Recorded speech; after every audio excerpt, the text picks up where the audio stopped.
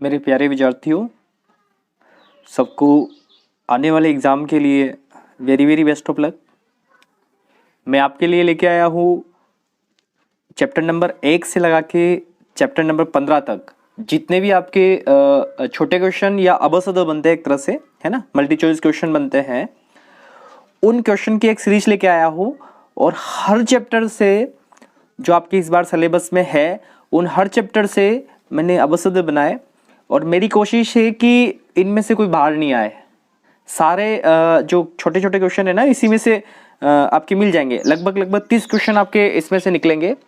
तो इसी सीरीज में अपन स्टार्ट करते हैं चैप्टर नंबर 15 और 15 के मैं अबसद बता रहा हूँ। और मैं आपको विश्वास दिला रहा हूँ कि अगर आप ये सारे क्वेश्चंस अगर ढंग से देखते हो, जो शायद कुछ ही टाइम की क्लास बनेगी, अगर सारे क्वेश्चन ढंग से देखते हो तो 30 आपके छोटे क्वेश्चन बनते हैं। मैं विश्वास दिलाता हूं कि कम से कम 25 क्वेश्चन आपको यहां से सेट हो चुके होंगे, या मतलब एक तरह से आपके यहां से बैठ जाएंगे।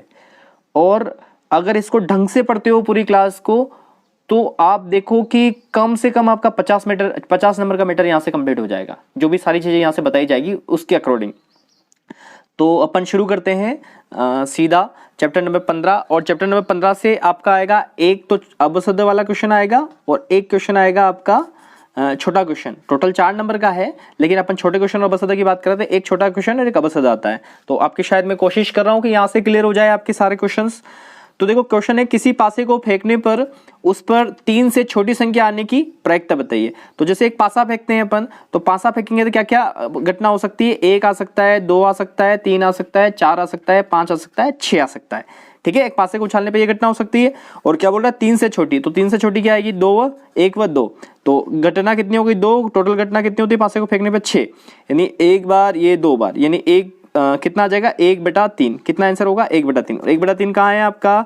ये रह गया। तो इसका ब आंसर इज करेक्ट आंसर। मैं फिर वापस बोल रहा हूँ, इस पे आप फिर मेहनत करें। जो मैं बता रहा हूँ इनको आप ढंग से देखें तो आपके बहुत सारे नंबर क्लियर हो जाएंगे। मतलब आप पास तो यहीं से हो जाओगे, समझ रहे हो ना?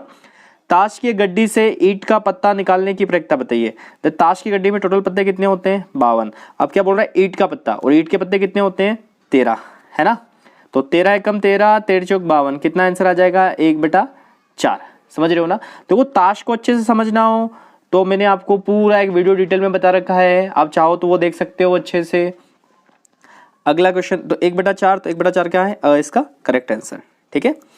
ताश की गड्डी में लाल रंग का बादशाह निकलने की प्रक्रिया। ताश की गड्डी में कितने पत्ते होते हैं? टोटल 52 पत्ते होते हैं। अब 52 पत्ते में क्या बोल रहा है कि लाल रंग का बादशाह। तो ताश की गड्डी में लाल रंग के पत्ते कितने होते हैं? 26। उसमें लाल रंग के बादशाह कितने होते हैं? 2। तो ये क्या आ जाएगा? 2/52। इसको काटेंगे 2 एकम 2 और ये 26 बार, यानी आंसर कितना आ जाएगा? 1/26। तो इसका 1/26 आंसर आपका सही आंसर है। ठीक है। ताश के 52 पत्तों में से एक पेस कार्ड या तस्वीर वाला पत्ता होने की प्रायिकता। तो फेस कार्ड वाले पत्ते कितने होते हैं आपके ताश में? 12 पत्ते होते हैं। और टोटल पत्ते कितने होते हैं? 52। आपको प्रायिकता का सूत्र पता है ना? घटित घटना बटा कुल घटना। घटित घटना बटा कुल घटना, ये ताश के ये मतलब प्रायिकता का सूत्र है। किसका सूत्र है? प्रायिकता का। क्या है प्रायिकता का सूत्र? घटित घटना बटा कुल घटना। तो 12 का 3 से काटेंगे तो 4 बार, और 52 को 3 से काटेंगे तो 13 चौक 52। 4 से काटेंगे, सॉरी, किससे काटेंगे? 4 से। तो 4 से किया तो 4 3 12, और यहाँ से 4 से काट दो 13 चौक 52। तो अपना आंसर क्या आ जाएगा? 3/13। तो 3/13 आंसर सब आपका करेक्ट आंसर। समझ रहे हो ना आप? इसको देखो, अच्छे से देखो, मैं क्या बोल रहा हूँ, बहुत सारे नंबर यहाँ से क्लियर होने हैं आपको। ठीक है। अगला क्वेश्चन, ताश के पत्तों में से लाल रंग का तस्वीर वाला पत्ता होने की प्रायिकता। तो ताश के पत्तों में से लाल रंग का तस्वीर वाला पत्ता पहले था ना, एक लाल रंग का तस्वीर वाला पत्ता। तो लाल रंग के तस्वीर वाला पत्ते कितने आपके पास? देखो, 3 तो लाल पान के होंगे और 3 ईंट के होंगे। तो लाल रंग के तस्वीर वाले पत्ते कितने होंगे? 6। और टोटल कितने पत्ते होते हैं? 52। तो 6 का 2 से भाग दिया तो 3, और 52 को 2 से भाग दिया तो 26। आगे नहीं कर सकता है, तो 3/26 आपका परफेक्ट आंसर। ठीक है ना? समझ में आ रहा है? आई होप बहुत अच्छे से समझ में आ रहा होगा आप लोगों को। अब अगले क्वेश्चन पे बात करते हैं। अगला क्वेश्चन आपके ताश के 52 पत्तों में से हुकुम का पत्ता होने की प्रायिकता। तो ताश के 52 पत्ते होते हैं, उसमें हुकुम के पत्ते कितने होते हैं? 13, है ना? 13 हुकुम के पत्ते होते हैं, तो 13 एकम 13, 13 चौक 52, तो 1/4 आपका क्या हो जाएगा, करेक्ट आंसर। अगला क्वेश्चन, ताश के 52 पत्तों में से काले रंग का पत्ता होने की प्रायिकता। तो ताश में टोटल पत्ते कितने होते हैं, 52, मतलब कुल घटना 52 हो गई। और काले रंग के पत्ते कितने होते हैं, काले रंग के पत्ते 26 होते हैं साहब, तो 26 एकम 26, 26 दूनी 52, यानी 1/2 आपका करेक्ट आंसर। तो सर करेक्ट आंसर 1/2। अच्छा दोनों 1/2 1/2 हो गए, चलो दोनों सही है ना, 1/2 इसका पक्का आंसर है, ठीक है। एक पासे को फेंका जाता है, उस पर सम संख्या आने की प्रायिकता। अगर पासा फेंक रहे अपन, तो पासा फेंक रहे तो मैं फिर बताऊं क्या आता है, 1 2 3 4 5 और 6 आता है। अब सम संख्या होने की प्रायिकता, सम संख्या क्या आएगी, 2 4 और 6, टोटल घटना कितनी है 6, और सम संख्या आने की घटना कितनी है 3, तो 3/6 नहीं काटोगे तो क्या आ जाए, 3 एकम 3, 3 दूनी 6, 1/2, तो इसका करेक्ट आंसर। समझ रहे हो मेरी बात। देखो इन क्वेश्चनों को ढंग से करो आप, अगर आप इन क्वेश्चनों को अच्छे से कर लोगे तो मेरे हिसाब से आपका बहुत सारे नंबर यहाँ से पक्के हो जाएंगे। हो सकता है क्लास थोड़ी लंबी चले जाए, क्योंकि मैंने सारे क्वेश्चन डाल रखे हैं, इसमें से एक चैप्टर से कम 15 20 क्वेश्चन है। कोशिश करेंगे अपन और अच्छा करने की। मैंने बहुत मेहनत की इनके लिए, अलग अलग टाइप से क्वेश्चन ले लेके आया आपके लिए। आपके बुक के सारे क्वेश्चन हो गए एक तरह से इससे ना, तो बहुत कुछ हेल्प मिलने वाली है। निम्नलिखित में से कौन सी संख्या किसी घटना की प्रायिकता नहीं हो सकती। ये क्वेश्चन आपका जो माध्यमिक शिक्षा बोर्ड ने मॉडल पेपर निकाला ना, उसमें दे रखा है। तो प्रायिकता मैंने बताया ना, 0 से 1 के बीच होती है, 0 से बड़ी या 0 1 या 1 से छोटी हो सकती है। तो आपने को क्या देखना है, देखो 2/3 या 0 व 1 के बीच ही आ रहा है, 0.7 ये भी 0 व 1 के बीच आ रहा है, 15%, 15% क्या होता है आपका 0.15 होता है एक तरह से, अगर संख्या में बदले तो ये भी 0 व 1 के बीच आ रहा है। तो आपका ब आंसर प्रायिकता कभी भी माइनस में नहीं हो सकती है, तो -1.5 ये आपका सही आंसर है। ये क्या बोला, निम्न में कौन सी संख्या किसी घटना की प्रायिकता नहीं हो सकती है। तो नहीं क्या नहीं हो सकती, माइनस वाली कोई प्रायिकता नहीं हो सकती है, ठीक है, समझ रहे हो ना। अगला क्वेश्चन आपका देखो, यदि PE बराबर 0.05 तो PE नहीं की, देखो ऐसा क्वेश्चन या तो 1 नंबर में आ जाएगा आपका, 1 नंबर में नहीं आया तो अवश्य मानना फिक्स है क्वेश्चन। इसको देख लो ढंग से।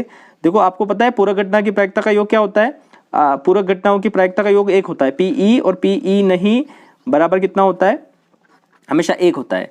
तो PE आपके पास कितना है 0.05, और PE नहीं ज्ञात करना है आपको, है ना। P का मतलब प्रायिकता होता है 1, तो PE नहीं ज्ञात कर रहे हो तो कितना आ जाएगा, 1 में से 0.05 गए तो कितना बचेगा आपके पास, बचेगा सोचो कितना, 0.95 बचेगा, ठीक है। तो इज करेक्ट आंसर।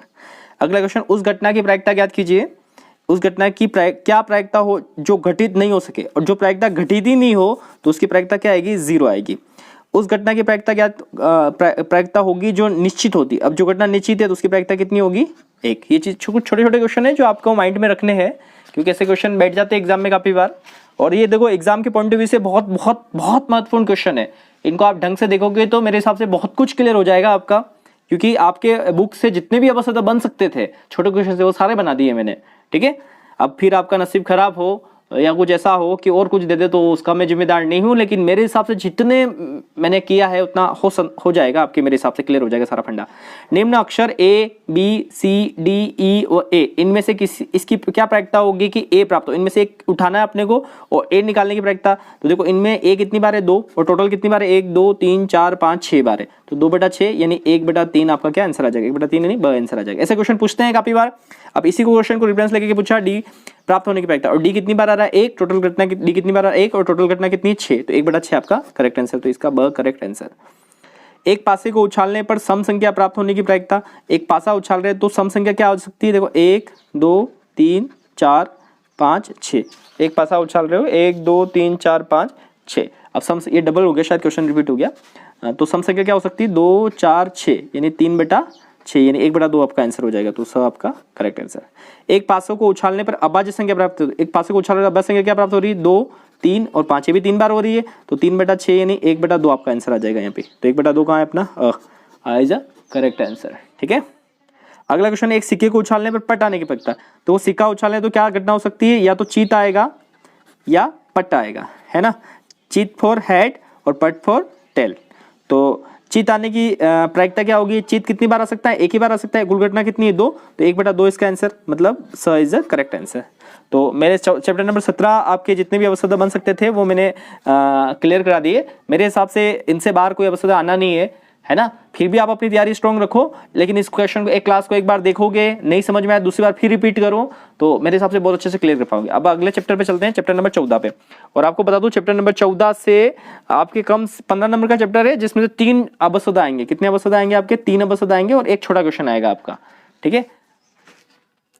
तो निम्न में से ये आपका मैंने लिया है आपका जो मॉडल पेपर है ना उससे लिया है। निम्न में से एक माध्य ज्ञात करने का सूत्र नहीं है। देखो माध्य ज्ञात करने का सूत्र नहीं है ये बोल रहा है, तो माध्य ज्ञात करने का सूत्र क्या नहीं हो सकता है। देखो पहला वाला ये बिल्कुल है माध्य ज्ञात करने का सूत्र, ये देखो ये बिल्कुल है माध्य ज्ञात करने का सूत्र, ये भी माध्य ज्ञात करने का सूत्र, तो ये नहीं है आपका माध्य ज्ञात करने का सूत्र, तो ब इज द करेक्ट आंसर। ठीक है, या सब। अगला क्वेश्चन, निम्न का बहुलक ज्ञात करो। तो निम्न का बहुलक ज्ञात करो, इसका बहुलक ज्ञात करना है। और बहुलक क्या देखते हैं, जिसकी बारंबारता सर्वाधिक हो वो आपका बहुलक होगा। तो सर्वाधिक बारंबारता कितनी है 8, तो 8 के संगत चर क्या है 7, तो आपका बहुलक कितना आया 7, तो 7 इज अ करेक्ट आंसर, है ना। जितनी सर्वाधिक बारंबारता होती है उसका चर देखते हैं अपन, ये चीज ध्यान रखना। बटन 10 12 8 7 13 का माध्य क्या होगा। अब माध्य ज्ञात करना तो इनको सीधा जोड़ लो, तो जोड़ोगे तो 10 12 22, 22 और 8 30, 30 और 7 37, 37 और 3 40 और 10 50, तो ये कितना हो जाएगा 50। और संख्या कितनी 1 2 3 4 5, 50/5 यानी कितना आ जाएगा आपका आंसर 10, तो 10 इज आपका करेक्ट आंसर। समझ रहे हो ना आप अच्छे से इन चीजों को। अगला क्वेश्चन, बहुलक के सूत्र L plus F1 minus F0 2F1 F0 F2 into H में F का अर्थ क्या होता है। देखो इसमें F0 का अर्थ होता है बहुलक वर्ग से ठीक पहले की बारंबारता, ठीक पहले की बारंबारता, और F1 का मतलब होता है बहुलक वर्ग की बारंबारता।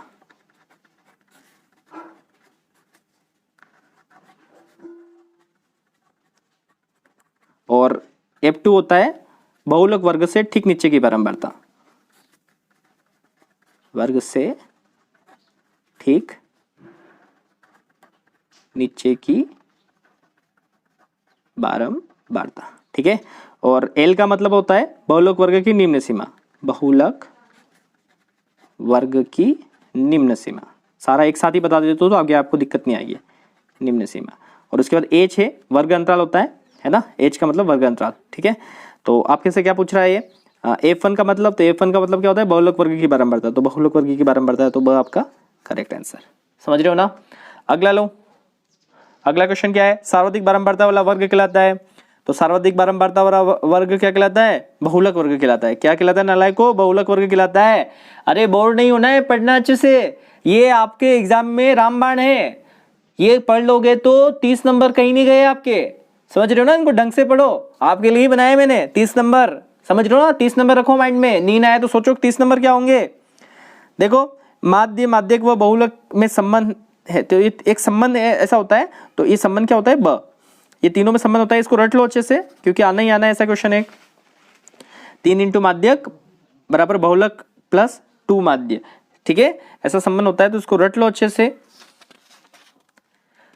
अब देखो क्वेश्चन क्या है, 7 6 3 8 5 9 की माध्यिका होगी, तो 6 4 8 9 ये ऑप्शन दे रखा है। तो अपने माध्यिका तो पहले क्या करेंगे, इसको आरोही क्रम में सेट करते हैं। माध्यिका निकालने के लिए किस क्रम में सेट करते हैं, अपन इनको आरोही क्रम में सेट करते हैं। किसी की भी माध्यिका निकालनी हो तो अपन उसको किस क्रम में सेट करते हैं, आरोही क्रम में। तो इनको सेट करो पहले आरोही क्रम में। सबसे पहले क्या आएगा 3, फिर क्या आएगा 4, फिर क्या आएगा 5, फिर क्या आएगा 6 7 8 और 9, यही है ना, 3 4 5 6 7 8 9, कितनी संख्या 1 2 3 4 5 6 7। यहाँ पदों की संख्या कितनी है, पदों की संख्या 7 है, जो कि क्या है विषम है, विषम है ना।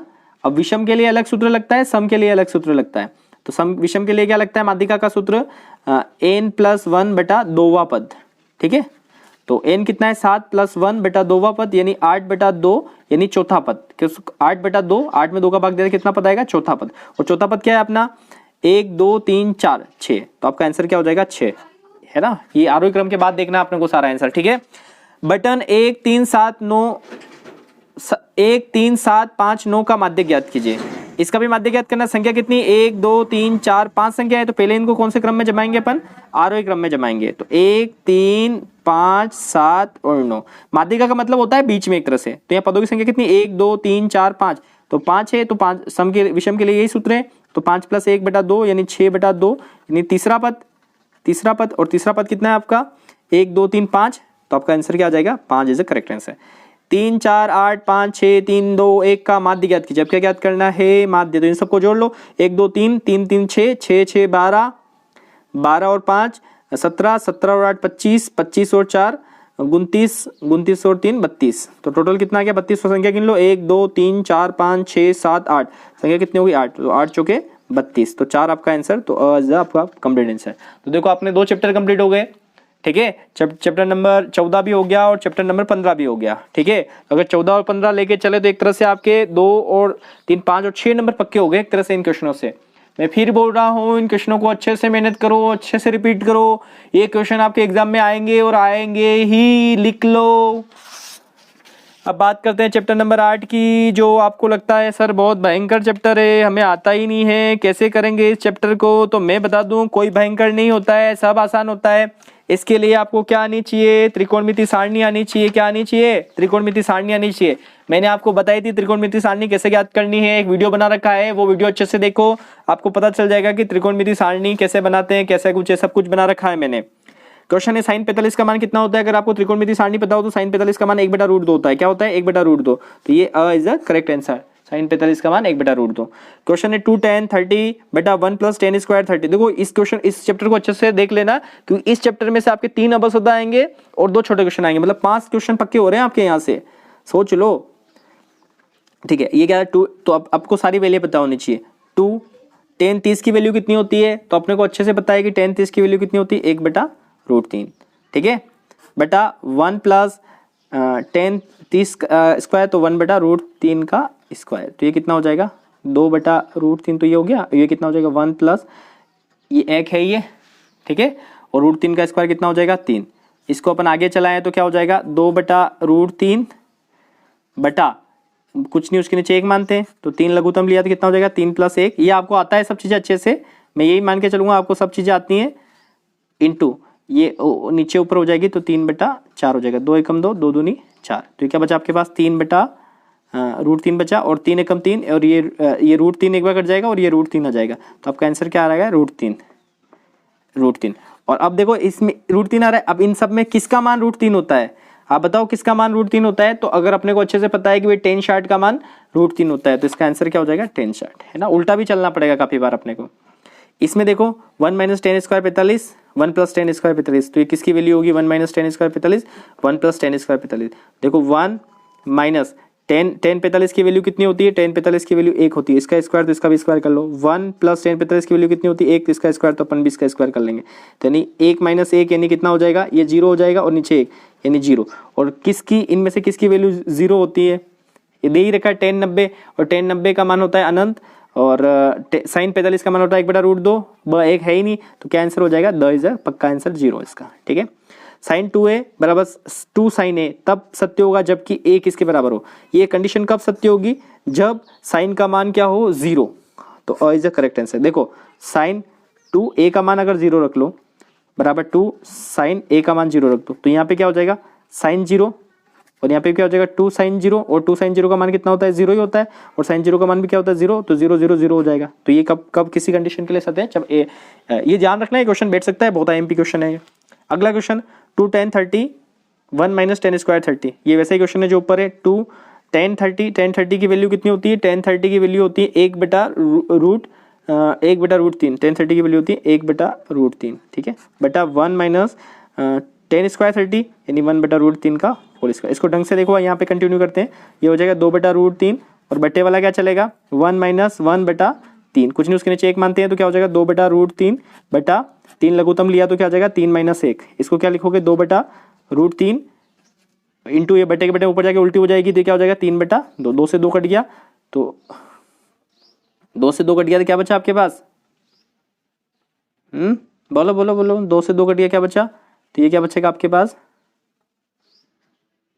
3 एक बार, ये √3 बार, और ये तो √3 बचेगा। तो इसका तो √3 आएगा, और √3 किसके बराबर है, √3 किसके बराबर होता है, √3 बराबर होता है आपके, बताओ बताओ बताओ, √3 किसके बराबर होता है, tan शार्ट का मान क्या होता है √3, तो यहाँ tan शार्ट आएगा। इसमें थोड़ी सी मिस्टेक होगी क्वेश्चन नंबर 2 में। क्वेश्चन नंबर 2 में अपने यहाँ पे 4 आ रहा था, 2 बच रहा था, है ना। तो √3/2 चाहिए, और √3/2 कहाँ होता है, √3/2 चाहिए आपको, है ना। और √3/2 साइन शार्ट में होता है, तो इसका आंसर ये नहीं, ओके साइन शार्ट है ना। ये थोड़ा मिस्टेक हो गया, इसको देख लेना, इसका मतलब साइन शार्ट है ना। ठीक है। देखो आपको वो सारणी आनी चाहिए, अगर वो सारणी अच्छे से आएगी तो आप अच्छे से कर पाओगे इनको, और सारणी नहीं आएगी तो थोड़ी दिक्कत आएगी आप लोगों को। आप देखो यहाँ पे क्या है, tan 45 cot 45, ठीक है। तो tan 45 का मान कितना होता है 1, और cot 45 का मान भी कितना होता है 1, यानी 1 व 1 कितना हो जाएगा 2, तो आपका ब इज द करेक्ट आंसर। समझ रहे हो ना। ये थोड़ा सा कैलकुलेशन आपको करनी पड़ेगी, आपको सारणी में थोड़ी मेहनत करनी पड़ेगी, लेकिन इनको एग्जैक्टली ट्रस्ट लो, सीधे बुक के क्वेश्चन है आपके।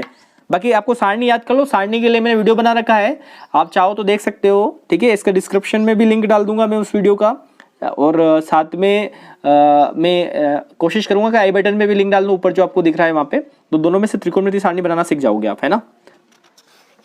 अगला क्वेश्चन लेते हैं। अगला क्वेश्चन क्या है आपके, कोस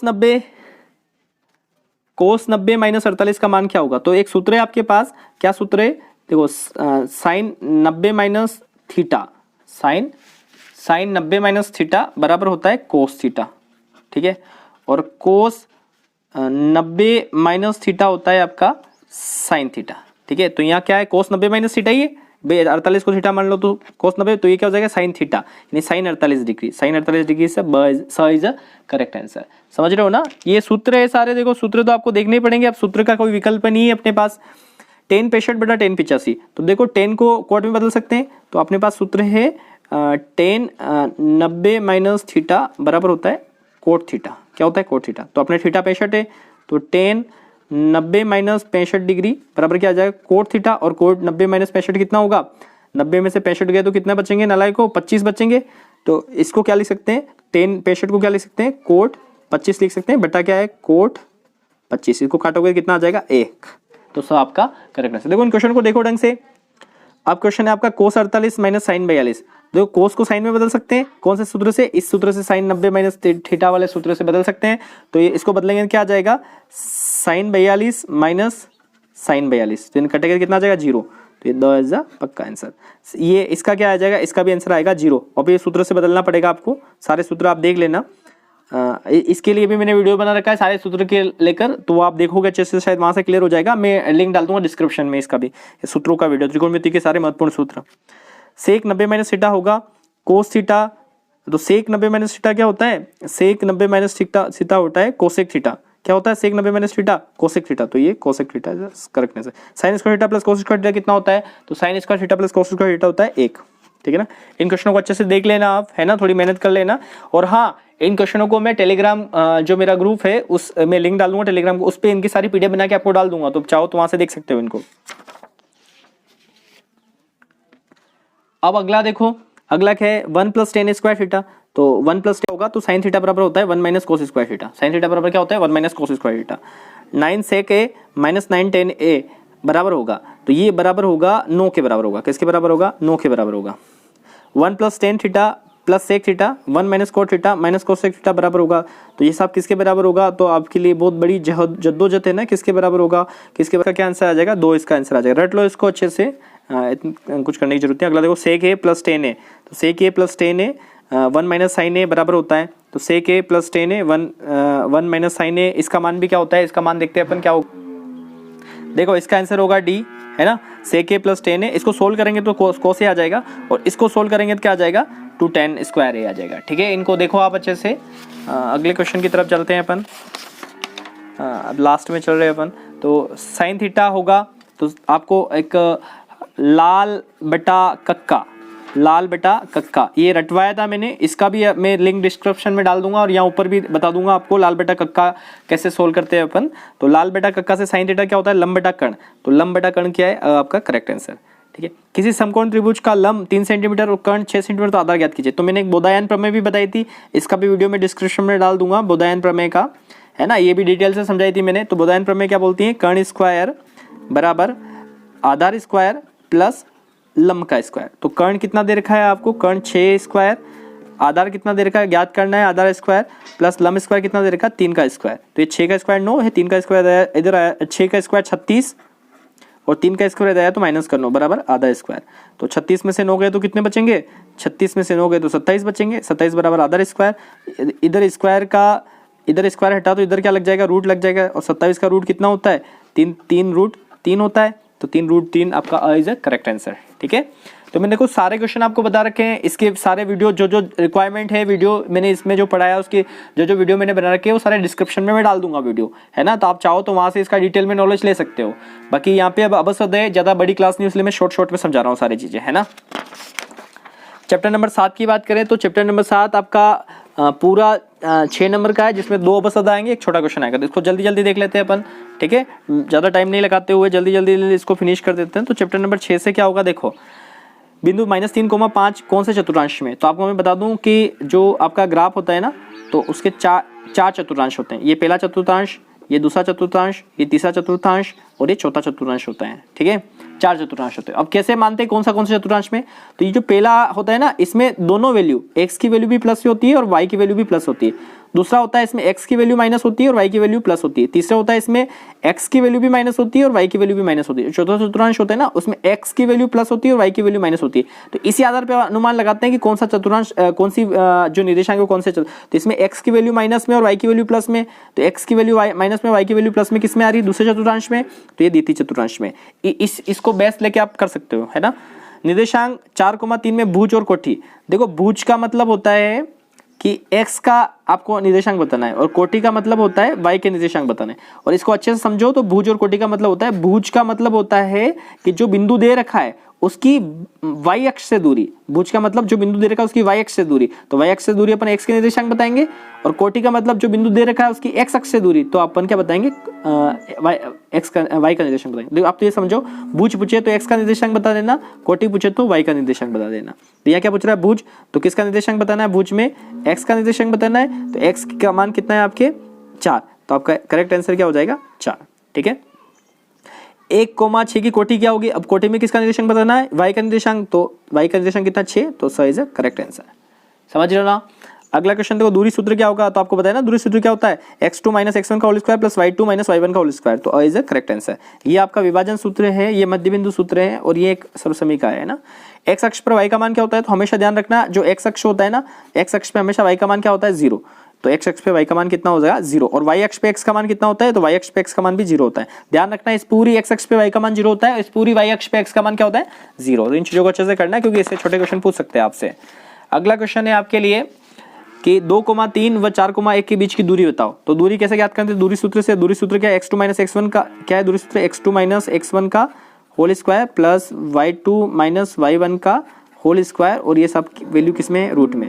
तो देखो इन दोनों के बीच दूरी निकालनी है, तो x2 कितना है इन दोनों में, दूसरे वाला सब 2 2, पहले वाला 1 1, तो x2 कितना है 4 - x1 कितना है 2 का होल स्क्वायर प्लस y2 कितना है 1, y1 कितना है 3 का होल स्क्वायर। तो देखो 4 में से 2 गए तो 2 का होल स्क्वायर, ठीक है, और प्लस 1 में से 3 गए तो -2 का होल स्क्वायर, यानी कितना हो जाएगा, ये 4 हो जाएगा और ये कितना हो जाएगा, ये भी 4 हो जाएगा, तो यानी 8, और 8 को क्या लिख सकते हैं अपन 2√2, तो 2√2 कहाँ रहे ये, तो इज करेक्ट आंसर, ठीक है।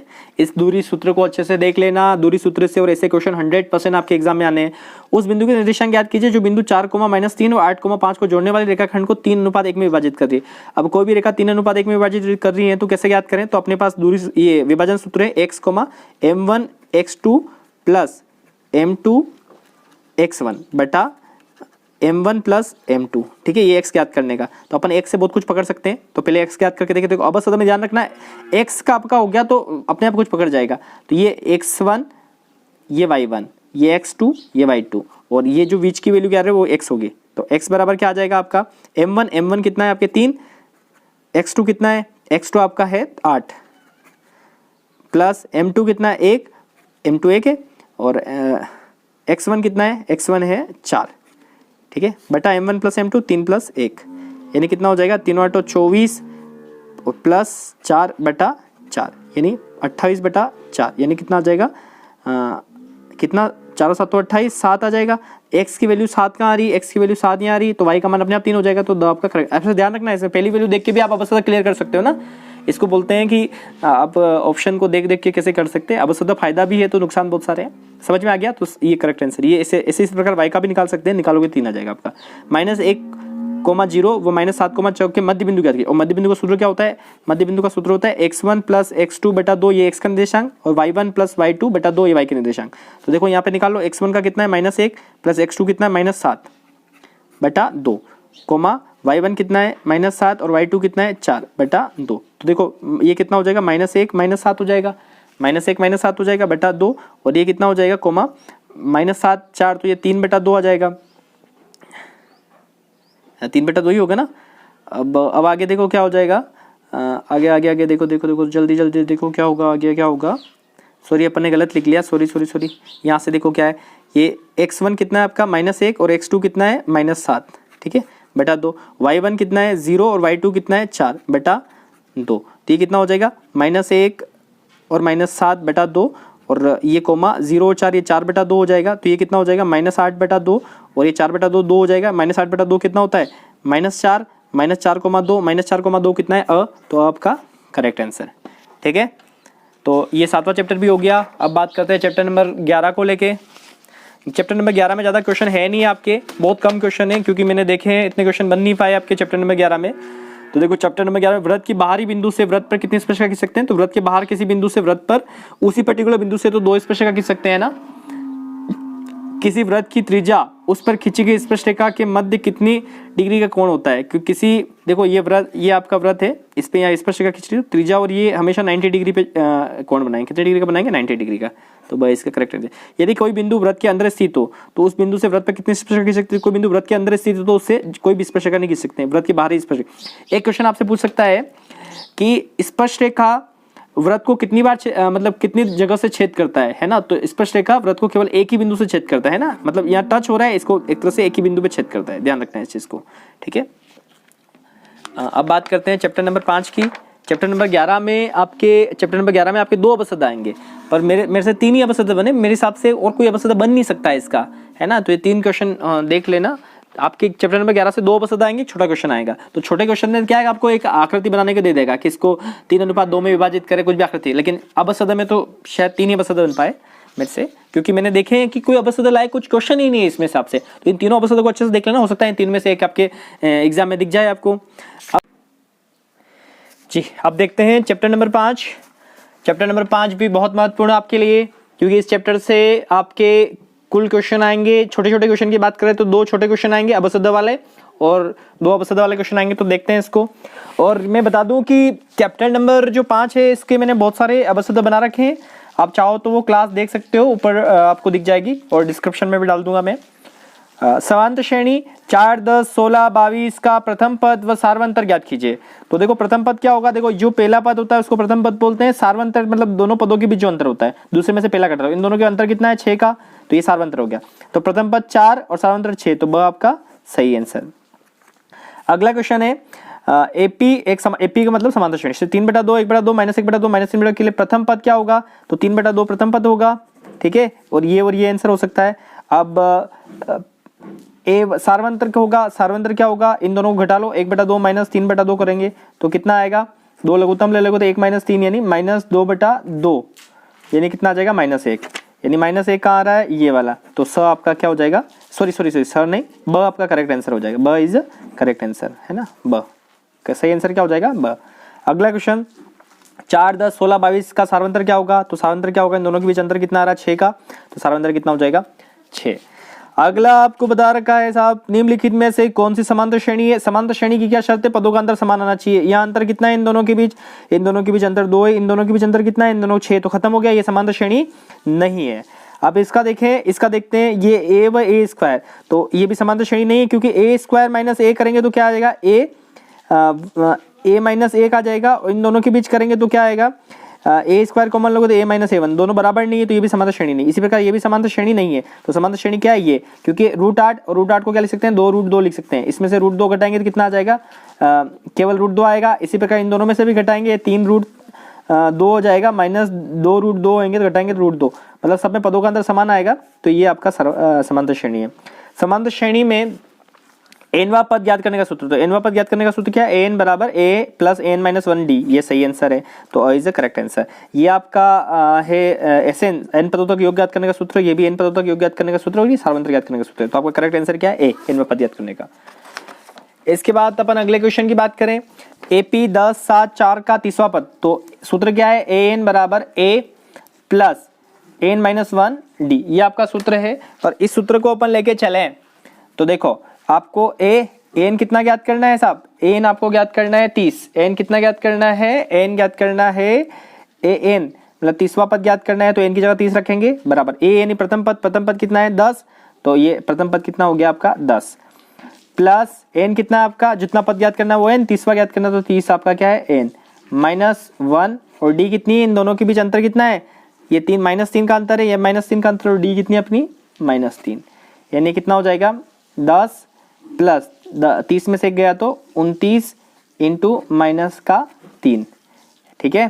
तो ये क्या हो जाएगा 10, ये माइनस हो जाएगा 9 × 27, संशील 2, 3 दूनी 6 और 7 8, माइनस का 87 और ये गया तो कितना आ जाएगा माइनस का 77, तो स इज द करेक्ट आंसर, ठीक है। स आपका एपी का 11वां पद ज्ञात करना है, बस वही बात है 11वां पद ज्ञात करना, तो इसी फॉर्म में लेके चलेंगे तो क्या आएगा आपका, पहला पद क्या है -3 प्लस n-1 यानी 11 - 1 और d कितनी है आपकी, दोनों के बीच अंतर कितना है -3 व -1/2 के बीच, तो निकालो साफ नहीं आ रहा है अंतर, तो -1/2 ये माइनस सूत्र का और ये खुद माइनस, कुछ नहीं उसके नीचे 1 मानेंगे, 2 लघुत्तम लेंगे तो यहाँ कितना आ जाएगा -1 माइनस प्लस हो जाएगा और यहाँ कितना आ जाएगा 3 दूनी 6, यानी कितना आ जाएगा प्लस 5/2 आपका अंतर है, तो अंतर कितना है 5/2, ठीक कितना हो जाएगा -3 प्लस 11 में से 1 गया तो 10 इंटू 5/2, 2 से गया 5 और 25, 25 में से 3 जाएगा तो 22, तो प्लस का 22 आपका आंसर इसका, ठीक है। समांतर श्रेणी में n पदों का योग का सूत्र क्या है, n/2 2a प्लस n-1d, तो इसका ये आंसर सही है ना।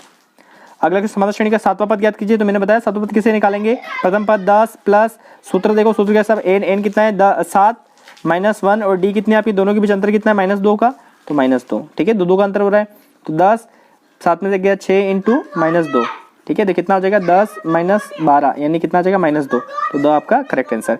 इस प्रकार इसका निकालना है तो क्या आएगा 11वां, तो यहाँ 5 का अंतर आ रहा है तो सीधा करो 2 + 11 - 1 इंटू डी कितनी है 5, तो 2 + 11 में से 10 इंटू 5 यानी ये कितना हो जाएगा 2 + 50, 2 + 50 कितना 52 का आ रहा है, तो आपका करेक्ट आंसर। अगला क्वेश्चन है 16 पदों वाली समांतर श्रेणी का अंतिम पद ज्ञात होगा, तो 16 पदों वाली समांतर श्रेणी का अंतिम पद कितना होगा, तो आपके मैं बोल दोगे आपकी क्लास में 50 बच्चे हैं और अंतिम बच्चे के हाजिरी नंबर कितने होंगे, तो आप बोल दोगे ना 50 है, तो यहाँ पे अंतिम पद कितना होगा, अंतिम पदों की संख्या कितनी होगी 16, तो अपने को 16 पद ज्ञात करना है, तो 16 पद कैसे ज्ञात करेंगे, ए कितना आपके पास 2 n-1 यानी 16 - 1 और डी कितनी है आपके पास, दोनों में अंतर 3 का है तो 3 यानी कितना आ जाएगा 2 और 15 इंटू 3 यानी कितना आ जाएगा 2 + 45 यानी 47 आपका आंसर, तो 47 का है आपका करेक्ट आंसर। समझ रहे हो, इन सवालों को अच्छे से देखना, ये सवाल आपके एग्जाम में बैठेंगे, गारंटी है अपनी, बस पढ़ो आप अच्छे से। देखो मैं फिर बोलता हूँ, चैनल को सब्सक्राइब करो नहीं करो, लाइक करो नहीं करो, कोई फर्क नहीं पड़ता है, मत करना लाइक, कोई जरूरत नहीं लाइक करने की, है ना, लेकिन पढ़ जरूर लेना इनको, समझ रहे हो ना, पढ़ने से ही भला होगा आपका और किसी चीज से भला नहीं होगा, तो पढ़ जरूर लेना। मैं नहीं बोलूंगा आपको कुछ भी, लेकिन पढ़ना जरूर है आपको। मैं ये वीडियो कतई नहीं बना रहा हूँ, ऐसे नहीं बना रहा हूँ कि आप लाइक करो सब्सक्राइब करो वो करो व्हाटएवर, नहीं चाहिए मेरे को ये चाहिए कि आप पढ़ो, आपके मार्क्स आए अच्छे से, आपका कॉन्फिडेंस ग्रो हो, इसलिए बना रहा हूँ, है ना। दोस्तों पढ़ लेना अच्छे से, बाकी सब छोड़ देना चीजें और पढ़ना अच्छे से, है ना, आप कर सकते हो, यू कैन डू इट, और आप ही कर पाओगे। एक समांतर यदि a2 an ऐसा एक समांतर श्रेणी है तो an बराबर ये दे रखा है तो प्रथम पद क्या होगा, देखो ऐसी कुछ दे रखा हो ना तो n बराबर 1 मानो, तो n बराबर 1 रखने पर यहाँ पे मान रखोगे क्या आएगा, a का मान 1 n का मान 1 रखोगे तो n की जगह 1 रख लोगे, +3 + n की जगह 1 रखोगे तो 4 - 1 यानी कितना आ जाएगा 3 और ये +4 आ जाएगा यानी 7, तो पहला पद कितना आ जाएगा 7, ऐसे पूछेगा आपसे, है ना, तो ऐसे समझना है इस चीज को। आगे कंटिन्यू करते हैं अपन साहब, आगे क्या क्वेश्चन है चैप्टर नंबर 4, और चैप्टर नंबर 4 में आपको बता दूं कि 5 नंबर का चैप्टर नंबर 4, जिसमें से एक क्वेश्चन तो 1 नंबर का आएगा और 2 क्वेश्चन 2 नंबर के आएंगे, मतलब 1-1 नंबर के 2, मतलब छोटे छोटे क्वेश्चन की बात कर रहा हूं, तो एक अबसद और एक छोटा क्वेश्चन, मतलब अपन 30 क्वेश्चन की बात करते हैं अभी, तो अभी इसमें से 3 क्वेश्चन आएंगे, एक अबसद आएगा एक दूसरा आएगा। अगर ये देखोगे तो आपके मे भी पॉसिबल कि सब चीजें क्लियर हो जाए। निम्न में से एक द्विघात समीकरण नहीं है, द्विघात समीकरण नहीं है, तो देखो द्विघात समीकरण कब होगी, आपको उसका मानक रूप देखो ax² + bx + c = 0, ऐसी हो तो वो द्विघात समीकरण होगी। तो देखो x² + 0, इसमें एक शर्त होती है a का मान कभी भी 0 नहीं होगा, तो देखो x² आ रहा है तो ये द्विघात समीकरण है साहब अपनी, ये भी द्विघात समीकरण है, ये भी द्विघात समीकरण है, ये है क्या, इसकी घात 3 है तो द्विघात नहीं त्रिघात समीकरण है, तो क्या बोल रहा है द्विघात समीकरण नहीं है, तो ये नहीं है साहब अपनी। निम्नलिखित में से द्विघात समीकरण का मानक रूप क्या है, मैंने बताया ऊपर x² + bx + c आपका मानक रूप ये वाला है ना, ये बहुपद का द्विघात बहुपद का मानक रूप है, ये रेखिक समीकरण का मानक रूप है और आपका द्विघात समीकरण का मानक रूप ये रह गया। निम्नलिखित में से कौन सी द्विघात समीकरण को हल करने की विधि है? देखो गुणनखंड विधि से भी हल करते हैं, पूर्णवर्ग विधि से भी हल करते हैं, द्विघात समीकरण विधि से, द्विघात सूत्र से भी हल करते हैं। तो उपरोक्त सभी इसकी हल करने की विधियां है। द्विघात समीकरण के मूलों का योग होगा यदि समीकरण ये है। देखो मूलों का योग अल्फा प्लस बीटा का सूत्र क्या होता है? माइनस बी अपॉन ए। ये होता है ना माइनस बी अपॉन ए। तो देखो क्या होगा इसका हल आपका, देखो ए, देखो ये मानक रूप से तुलना करेंगे अपन, तो ए कितना अपने पास 2, बी कितना है 3 और सी कितना है 4। ये माइनस बी यानी -3/2, तो -3/2 का है इसका करेक्ट आंसर। समीकरण x स्क्वायर माइनस के मूल होंगे, तो इसके मूल क्या होंगे? तो इसके मूल निकालना आपको आता है ना, x - 3 का होल स्क्वायर बराबर 3 है साफ, है ना। तो आप क्या करोगे, इसका स्क्वायर हटाओगे तो इधर क्या लग जाएगा? रूट लग जाएगा, प्लस माइनस रूट लग जाएगा 3 के ऊपर, और ये 3 उधर भेजोगे तो प्लस माइनस या फिर जैसे पहले इसको लिख दो तो +3 प्लस माइनस √3, ठीक है। तो ये कहाँ आ गया? तो इसका पक्का answer, correct answer. B square minus 4ac 0 द्विघात समीकरण का विभक्ति का रूप है, तो समीकरण के मूल होंगे। जब जैसे बी स्क्वायर माइनस 4ac 0 से बड़ा आ जाए तो इसके दो भिन्न वास्तविक बराबर मूल होंगे। ये विभक्ति का रूप है, इसको समझना चाहिए आपको अच्छे से। तीनों की कंडीशन आपको अभी बता दूंगा मैं, तीनों की क्या अलग अलग होगी। अगला है द्विघात समीकरण 2x square minus 4x plus 3 बराबर 0 के मूलों की प्रकृति होगी। इसके मूलों की प्रकृति के लिए अपन क्या देखेंगे? बी स्क्वायर माइनस 4ac निकाल के देखेंगे क्या आएगा। बी का मान कितना है? -4, तो -4 का स्क्वायर प्लस -4। ए का मान कितना है? ए का मान है आपका 2 और सी का मान कितना है? 3। तो ये कितना आ जाएगा? 16 - 4 दूनी 8, 8 24, यानी कितना आएगा? -8, जो कि 0 से क्या है? छोटा है। 0 से क्या है? छोटा है। ये 0 से क्या है? छोटा है। और जब 0 से छोटा होता है तो वो क्या होगा? उसके कोई वास्तविक हल विद्यमान नहीं होगा। तो इसके कोई वास्तविक हल विद्यमान, देखो 3 विभक्ति का रूप होते हैं। एक होता है बी स्क्वायर माइनस 4ac। अगर ये 0 से बड़ा हो तो इसके 2 भिन्न वास्तविक हल होंगे। अगर बी स्क्वायर माइनस 4ac 0 से छोटा है तो कोई वास्तविक हल नहीं होगा, है ना। अगर बी स्क्वायर माइनस 4ac 0 के बराबर हो तो दो बराबर वास्तविक हल। हाँ जी, अब स्टार्ट करते हैं चैप्टर नंबर 3 में देखो निम्नलिखित समीकरण युग्मों को हल x + y = 4 और x - y = 2 का हल ज्ञात करना है आपको। तो सिंपल सी बात है, ज्यादा टेंशन लेनी नहीं हल ज्ञात करने के। मान इसमें रख के देखो सही हो रहा है कि नहीं हो रहा है। इसको चेक करो, 3 पहले इसको चेक करो, 4 और 0 को। x का 4 + y का 0 रखा बराबर 4 आ रहा है। इसमें रखो x का 4 y का 0 रखा तो 2 आ रहा है, नहीं आ रहा है, तो ये तो मान नहीं हो सकता है। ये चेक करो, x और y 2, x का 2 रखा y का 2 रखा 4 आ रहा है, लेकिन यहाँ पे रखो 2 - 2 रखोगे 0 होगा, ये भी मान पॉसिबल नहीं है। ये रखो 1 व 3 रखोगे -2, ये रखो x का 3 रखो, y का कितना 1 रख लिया। समझ में आ रहा है ना। फिर यहाँ पे तो 4 आ गया, इधर भी x का 3 रखो, y का 1 रखो तो 2 आ गया, मतलब ये आंसर आपका सही है। बाकी चाहो तो प्रतिस्थापन विलोपन विधि से कर सकते हो इसको, कोई दिक्कत नहीं है। अब देखो a1/a2 = b1/b2 = c1/c2 हो तो समीकरण का निकाय का हल होगा। ये आपका एक स्पेशल कंडीशन है इनके अनुपातों को लेके, मैं बताऊंगा सारी चीजें। अगर ऐसी कंडीशन आए तो क्या होगा? अपरिमित रूप से अनेक हल होंगे। क्या होगा? अपरिमित रूप से अनेक हल विद्यमान होंगे इसके, ठीक है। निम्न में से 2 चर वाले रैखिक समीकरण का हल करने की विधि क्या है? तो देखो प्रतिस्थापन विधि द्वारा भी हल कर सकते हैं, वर्गगुणन विधि द्वारा भी हल कर सकते हैं, विलोपन विधि द्वारा हल कर सकते हैं, ग्राफी विधि द्वारा कर सकते हैं। तो उपरोक्त सभी विद्या है रैखिक समीकरण को हल करने के लिए, है ना। 2 चर वाली रैखिक समीकरण युग्म को हल करने की सारी विद्या है। अगला देखिए साहब, समीकरण x + y = 14 x - y = 4 के हल होंगे।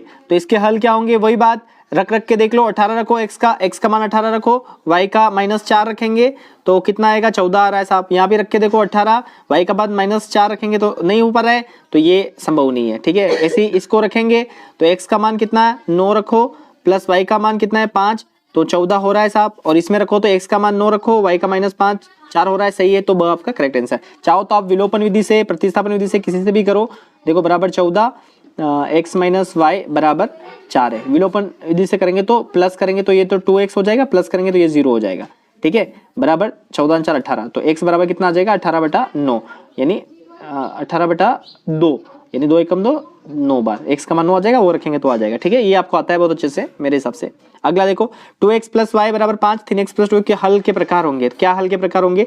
तो देखो a1 कितना है 2, a2 कितना है 3, फिर b1 कितना है b1 कितना है 1 और b2 कितना है 2। ये दोनों बराबर नहीं है। अगर जो पहली चीज है a1 बटा 2 b2 a2 बराबर नहीं है b1 अपॉन b2, तो इस कंडीशन में क्या बोलते हैं अपन कि इसके अद्वितीय हल विद्यमान होंगे। तो सो इसका करेक्ट आंसर। समझ रहे हो ना? अगला क्वेश्चन देखो कि प्राप्त ग्राफ की रेखाएं कैसी होगी। तो इसकी रेखाएं देखने पहले देखो a1 5, a2 7, b1 -4, b2 6, दोनों बराबर नहीं है, बराबर नहीं है। तो a1 बराबर नहीं है a2 के, a1 अपॉन a2 बराबर नहीं है b1 अपॉन b2 के। तो इसकी रेखाएं कैसे प्राप्त होगी? प्रतिच्छेदी रेखाएं प्राप्त होगी। तो शर्तें क्या है? देखो शर्तें देखो, a1 बटा a2 बराबर है b1 बटा b2 बराबर है c1 बटा c2। अगर ऐसी कंडीशन आए तो इसके अपरिमित रूप से अनेक हल होंगे, अपरिमित रूप से अनेक हल होंगे। और रेखा कैसी होगी? संपाती होगी। रेखा कैसी प्राप्त होगी? संपाती ग्राफ बनाने पे, और संगत समीकरणें होंगी। दूसरी कंडीशन है a1 बटा a2 बराबर b1 बटा b2 बराबर नहीं है। अगर a1 upon a2 b1 upon b2 बराबर नहीं है तो दो अद्वितीय हल होंगे। अद्वितीय हल होंगे इसके। कैसे हल होंगे? अद्वितीय हल होंगे। और ग्राफ से प्राप्त रेखा कैसी होगी? प्रतिच्छेदी रेखा प्राप्त मिलेगी अपने को। और साथ में समीकरण कैसे होगी? संगत होगी। अगर a1 अपॉन a2 बराबर b1 बटा b2 बराबर नहीं है c1, दिख रहा है ना आपको? बराबर नहीं है c1 अपॉन c2 के, तो क्या होगा? कोई भी हल विद्यमान नहीं होगा। कोई भी हल विद्यमान नहीं होगा। कोई भी हल विद्यमान नहीं होगा। और समीकरण क्या होगी? असंगत। कैसी होगी? असंगत। और अगर आप ग्राफ बनाओ तो रेखा कैसे प्राप्त होगी? समांतर रेखा प्राप्त होगी। कैसे प्राप्त होगी? समांतर रेखा। तो ये आप अच्छे से देख लेना सारी चीजें। ठीक है, ये शर्तें हैं। और देखो इसका मानक रूप बता देता हूँ। द्विघात रेखिक समीकरण का मानक रूप क्या होता है? दो चर वाली रेखिक समीकरण a1 x plus b1 y plus c1 बराबर 0 और a2 x plus b2 y plus c2 बराबर 0। ये मानक रूप है द्विघात दो चर वाली रेखिक समीकरण युग्म का। ठीक है, इससे ये सारे मान अपन निकालते हैं। तो आशा करता हूँ कि आपको बहुत अच्छे से समझ में आया होगा ये। अब आगे लेते हैं अपन इसको, आगे कंटिन्यू करते हैं। देखो मैं फिर बोल रहा हूँ, इन क्वेश्चनों को अच्छे से देखना। आपके बहुत सारे क्वेश्चन यहाँ से बैठ जाएंगे। ठीक है, ठीक है साहब। आगे लेते हैं। आगे क्या बोल रहा है? Chapter number 2, chapter number 2। और चैप्टर नंबर 2 क्या बोल रहा है आपको? चैप्टर नंबर 2 से कितने क्वेश्चन आएंगे? चैप्टर नंबर 2 से एक छोटा क्वेश्चन आएगा, एक अबसदा आएगा और दो छोटे छोटे क्वेश्चन आएंगे। तो देखो इनसे 3 नंबर का क्लियर हो जाएगा आपका। यदि पी क्यू एक द्विघात बहुपद है, एक्स का तो शून्यक हो, तो p प्लस क्यू का मान होगा। मतलब क्या बोल रहा है? p व q एक द्विघात बहुपद के शून्यक है, तो इस बहुपद में p प्लस क्यू का मान क्या होगा? तो p प्लस क्यू क्या होता है? देखो आप, मैं लिखवा देता हूँ इधर। शून्यकों का योग क्या होता है? अल्फा प्लस बीटा बराबर होता है माइनस बी अपॉन ए, और अल्फा इंटू बीटा शून्यकों का गुणनफल होता है c बटा ए। तो यहाँ पे क्या आएगा? माइनस बी बटा ए, यानी ब आंसर। यदि पी क्यू एक द्विघात शून्य, पी इंटू क्यू का मान क्या होगा? तो क्या होगा? सी बटा ए, मतलब स। समझ रहे हो ना ये चीजें? इन चीजों को अच्छे समझो, सीधे क्वेश्चन पूछेंगे आपको एग्जाम में। निम्न में से एक द्विघात बहुपद नहीं है। कौन सा द्विघात बहुपद नहीं है भाई? ये बहुपद है द्विघात, ये बहुपद है द्विघात, ये द्विघात बहुपद। द्विघात बहुपद की विशेषता क्या होती है? X square plus b x plus c के रूप का होगा, जिसमें ए का मान कभी भी 0 नहीं होगा। तो देखो ये सब है, ये नहीं। आपको सिंपल सा देखना है एक्स स्क्वायर हो रहा है कि नहीं ना। ठीक है, एक्स स्क्वायर प्लस 3 को x माइनस 2 से भाग देने पर शेषफल क्या प्राप्त होगा? ओहो, भाग देना पड़ेगा। तो भाग देने का सिंपल सा तरीका है, केवल शेषफल पूछे आपसे। क्या पूछे? केवल शेषफल पूछे कि शेषफल कितना होगा। अगर आपसे केवल शेषफल पूछे तो आपको क्या करना है? अगर आपसे केवल शेषफल पूछे तो आपको क्या करना है कि ये x माइनस 2 है ना, तो इसको बराबर के 0 रख दो, तो x बराबर 2 आ जाएगा। अभी x बराबर 2 इसमें रख दो आप, तो इसमें रखेंगे तो क्या आएगा? 2 का स्क्वायर प्लस 3, x का मान 2 प्लस 1, यानी कितना आ जाएगा? 2 का 4 प्लस 3 दूनी 6 प्लस 2, यानी कितना आ जाएगा? 6 4 10 प्लस 2 यानी 12। हाँ 12 रहे, 1 2 दून 4 3 दून 6 प्लस 1, तो 4 और 6 दून 6 और 10 2 12। कितना आ रहा है साहब? 12 नहीं, ये 1 है, तो ये 1 है, कितना आएगा? 11। तो आपका a is a correct answer. ये ऐसा हमेशा ध्यान रखना, कभी आपसे सीधे शेषफल पूछे ना, कुछ नहीं करना है, इसको 0 के बराबर रख के जो भी x का मान आए ना वो इसमें रख दो, शेषफल मिल जाएगा आपको। ठीक है, बहुत आसानी से मिल जाएगा साहब। आगे चलते हैं, चलिए साहब आगे क्या है, एक द्विघात बहुपद के शून्यों का योग 4 है और गुणनफल 1 है तो बहुपद याद कीजिए। तो आपको बताया था ना मैंने, शॉर्ट ट्रिक क्या है, एक्स स्क्वायर माइनस शून्यों का योग, क्या शून्यों का योग इंटू एक्स प्लस शून्यों का गुणनफल, ठीक है। तो अब देखो इसका क्या आएगा आंसर, एक्स स्क्वायर माइनस शून्यों का योग कितना है 4, एक्स प्लस शून्य का गुणनफल कितना है 1, तो क्या जाएगा x square minus 4x plus 1, तो x square minus 4x plus 1 का है, एक्स स्क्वायर 4x प्लस 1 का है, तो इसका करेक्ट आंसर। अगला क्या है, इसका पूछ रहा है तो बस इसी तरीके से लगाओ, एक्स स्क्वायर माइनस शून्यों का योग कितना है अपने पास, शून्यों का योग है 1/4 और x प्लस शून्य का गुणनफल कितना है, गुणनफल -1 है तो ये -1 हो गया। तो देखो x square minus 1/4 x minus 1, अब क्या करेंगे नीचे 4 है तो दोनों ऊपर 4 का गुणा कर लेंगे तो क्या आ जाएगा 4x square minus x minus 4, 4x square minus x minus 4, 4x square minus x minus 4 का है तो द आपका करेक्ट आंसर, ठीक है। अगला क्वेश्चन, बहुपद एक्स स्क्वायर के शून्यों का योग कितना होगा, शून्यों का योग का सूत्र क्या होता है -b/a, तो b कितना है इसमें 7 तो -7 और a कितना है 1 तो -7, तो -7 is A correct answer. x का -3 बहुपद के शून्यों का योग कितना होगा, तो देखो इसके शून्यों का क्या होगा -b/a, योग तो b/a आता है और b इसमें है क्या, b का मतलब क्या होता है देखो ax square plus bx plus c, तो b का मतलब b होता है, b अपने पास है ही नहीं तो b का मान कितना है 0 और a का -0 ही होता है, -0 लगाओ तो कोई फर्क नहीं पड़ेगा, a का मान कितना 1 यानी कितना आ जाएगा 0, तो इसका the is the correct answer. अगला question, x square minus 2x minus 8 बहुपद के शून्यों का गुणनफल कीजिए, और गुणनफल का सूत्र क्या होता है c/a, तो c कितना है इसमें -8 और a कितना है 1 यानी कितना -8 आपका करेक्ट आंसर, मतलब इज अ करेक्ट आंसर। समझ रहे हो ना इन क्वेश्चनों को, ये आप अच्छे से देख लेना, शून्यों का गुणनफल कितना होता है, योगफल कितना होता है, इनको बहुत अच्छे से देखना साहब, क्योंकि यही आपको नंबर दिलाएंगे एग्जाम में, ध्यान रख लियो। लास्ट देखो, px का gx में गुणनफल होगा, मतलब गुणनखंड होगा, px gx का गुणनखंड होगा यदि px में gx का भाग देने पर, अगर कोई किसी का गुणनखंड होगा तो भाग देने पर शेषफल कितना मिलना चाहिए, 0 मिलना चाहिए। अब किसी बहुपद के शून्यों की संख्या कितनी होती है, तो उसके शून्यों की संख्या उतनी होती है जितनी उसकी घात होती है, बहुपद की जितनी घात होगी उतने उसके शून्य। बहुपद किसे कहते हैं, तो बहुपद आप सब फेल हो जाओगे क्योंकि बहुपद की परिभाषा पूछ रही, तो किसी को बहुत मैक्सिमम स्टूडेंट को बहुपद की परिभाषा नहीं आती है, तो बहुपद किसे कहेंगे, किसी व्यंजक के चरों की घात पूर्ण संख्या में हो तो उसे बहुपद कहेंगे। तो पूर्ण संख्या क्या है, तो पूर्ण संख्या होती है 0 1 2 3 ऐसी पूर्ण संख्या होगी। इसका भी मैंने वीडियो बना रखा है, आप देखना चाहो तो डिस्क्रिप्शन में इसका भी लिंक मिल जाएगा, ठीक है। चलो लास्ट चैप्टर पे आ जाते हैं। लास्ट चैप्टर क्या अपना परिमेय संख्या, पहला चैप्टर है और पहले चैप्टर से आपके एक तो अबसद और एक छोटा क्वेश्चन, अपन छोटे क्वेश्चन की, ये वैसे 4 नंबर का है लेकिन एक अबसद एक छोटा क्वेश्चन की बात कर रहे हैं अपन।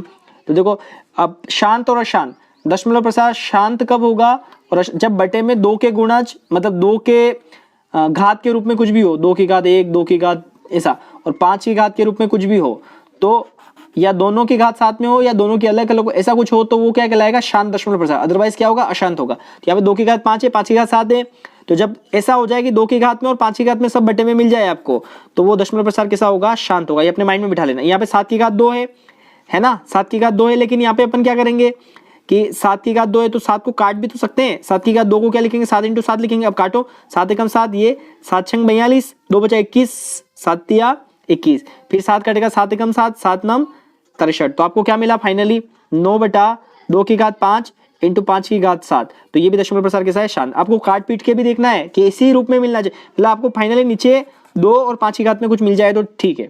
अब ये देखो 23/2 की घात 3 5 की घात, दशमलव प्रसार कैसा होगा, तो 2 की घात और 5 की घात के रूप में मिल रहा है, तो ये दशमलव प्रसार कैसा है, दशमलव प्रसार कैसा है, शांत। कैसा है, शांत।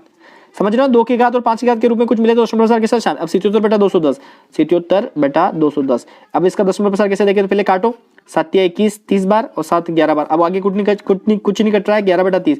इसको क्या लिख सकते हैं, 11/2 × 3 × 5, बस 2 व 5 तो है लेकिन साथ में क्या है 3 है, तो ये दशमलव प्रसार कैसा है, अशांत। कैसा है, अशांत, क्योंकि अपने 2 व 5 या दोनों में से एक हो या दोनों हो तो भी चलेगा, लेकिन उसके अलावा तीसरा कुछ नहीं होना चाहिए, ठीक है। 6/15 का दशमलव प्रसार कैसे होगा, साफ दिख रहा है, 6/3 × 5 होगा, और तो 3 एकम 3 3 दूनी 6 यानी 2/5 होगा, और नीचे 5 ही आ रहा है केवल, तो दशमलव प्रसार कैसा है, शांत। समझ रहे हो ना। अब एलसीएम निकालना है, तो 26 व 91 का एचसीएफ कितना होगा, तो 26 का अभाज्य गुणनखंड करो तो क्या आएगा 2 × 13 और 91 का करो तो कितना आएगा 7 × 13 13 7 91। ठीक है, तो HCF में क्या होता है दोनों में जो कॉमन आ रहा है और दोनों में कॉमन क्या आ रहा है 13, तो आपका HCF कितना होगा 13।